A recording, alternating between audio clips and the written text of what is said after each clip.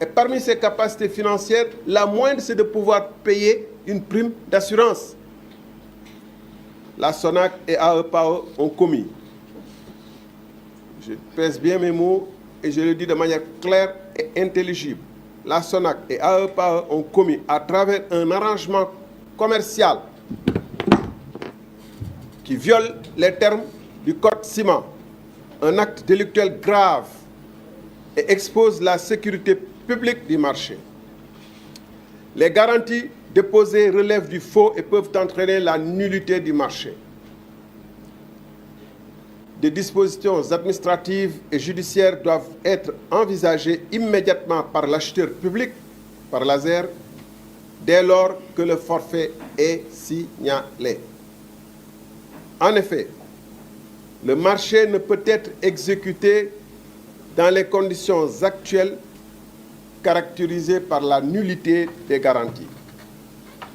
En déposant des garanties juridiquement invalides et inopposables, AEPAE et PC doivent obligatoirement et immédiatement être inscrits sur la blacklist des entreprises exclues des marchés publics du Sénégal pour une durée à déterminer par le régulateur de la commande publique. Et nous y veillerons en déposant une dénonciation auprès de l'ARCOP.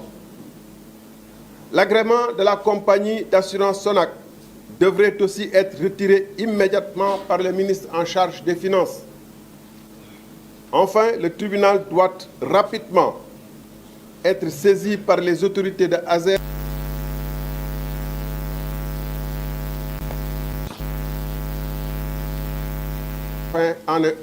Maintenant, la question de la duplicité a été...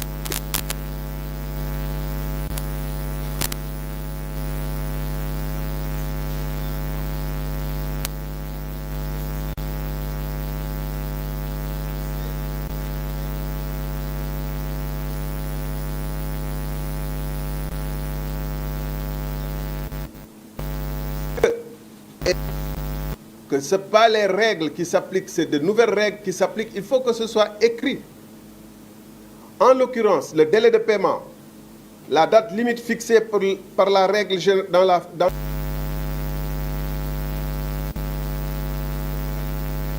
une seule fois doivent être précisées. Si la dérogation aujourd'hui agitée existait, elle serait à coup sûr intégré dans le dossier du marché et à ce titre connu de l'ARCOP, qui n'aurait pas fait autant de valses entre elle et la SONAC. Or, c'est ça le plus curieux et le plus drôle, qui montre qu'il y a une tentative de mystification et de duplicité. Or, les factures établies par SONAC sont sans équivoque sur les clauses applicables au marché quant aux primes, quant au paiement des primes afférentes aux garanties. Chaque facture porte en effet, sous le montant à payer, la mention en bas, c'est écrit, clause, 2 points, article 13 du Code ciment, conformément aux dispositions de l'article 13 et suivant du Code des assurances, entre parenthèses Code ciment, je cite toujours, la prise d'effet du contrat est subordonnée au paiement de la prime. C'est en donnant la garantie, en délivrant la garantie, SONAC a bien écrit sur les factures ce que je viens de vous lire. Clause article 13 du Code ciment, conformément aux dispositions de l'article 13 et suivant du Code des assurances, la prise d'effet du contrat est subordonnée au paiement de la prime.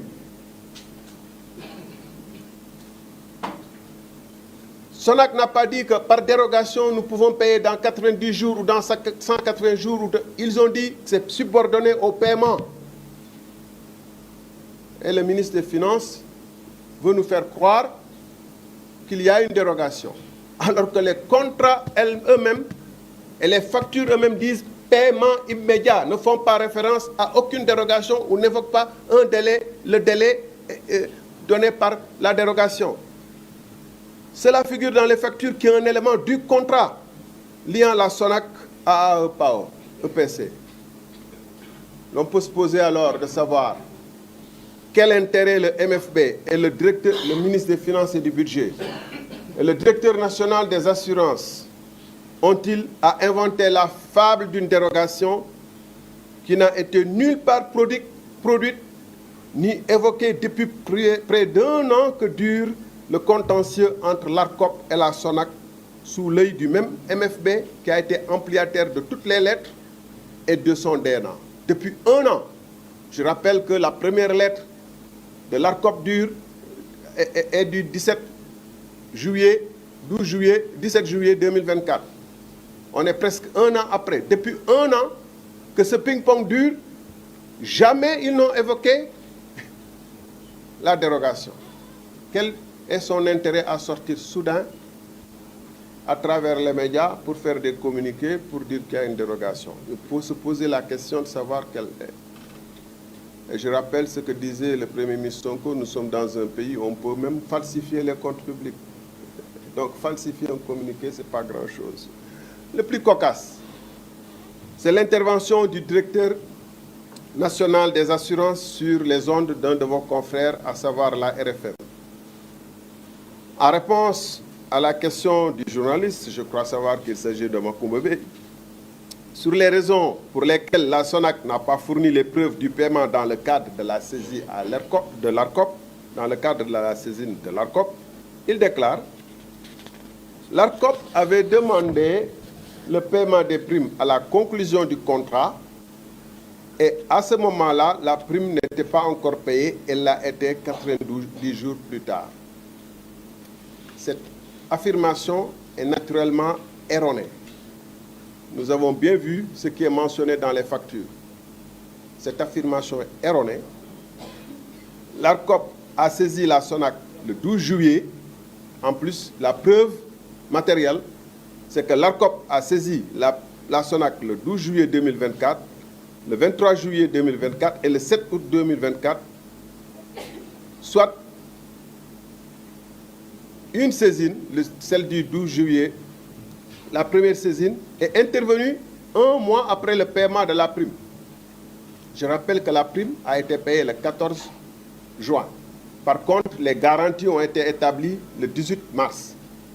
Donc, les garanties ont été établies le 18 mars, les primes payées 3 mois après le 18 juin, et au moment où l'ARCOP disait que les primes avaient été en retard, la SONAC avait bien encaissé et pouvait prendre les dossiers. Donc, ce qu'il dit ici que ce n'était pas le cas, c'est inexact. Le plus grave, parce que je vous ai dit qu'il y a un scandale, c'est un dossier avec des casiers, quoi. Vous ouvrez chaque casier, chaque tiroir, vous avez un scandale. L'autre scandale, c'est que, si on regarde bien les choses, les primes ont été très probablement payées avec l'argent du Sénégal, c'est-à-dire l'argent de l'avance de démarrage qui avait été demandée le 20 mars,